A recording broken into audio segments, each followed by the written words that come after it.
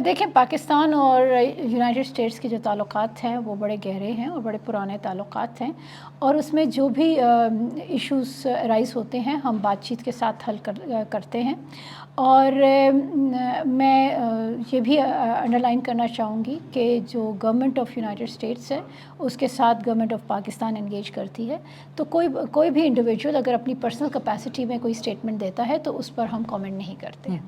India میں اس وقت موجود ہیں ایک پاکستانی فہد نامی شخص کے، اور ساتھ جو ہیں دوسرے حمیدہ بانو ابھی حالیہ دنوں انڈیا پہنچی ہیں. ان پر آپ کیا کہنا چاہیں گی؟ کوئی کیا پیش رفت ہوئی ہے پاکستان اور انڈیا کے مابین؟ حمیدہ بانو کا قصہ ہے، یہ تھوڑا افسوسناک قصہ ہے.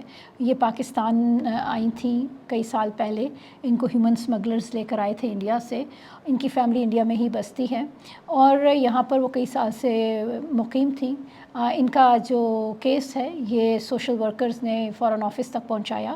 اس کے بعد ہم نے انڈیا کی گورنمنٹ سے بات چیت کی، اور اس بات چیت کے نتیجے میں یہ جب انڈین گورنمنٹ نے ان کی نیشنلٹی کنفرم کی تو ان کی واپسی ریئلائز ہوئی ہے اور وہ واپس اپنے ملک جا چکی ہیں.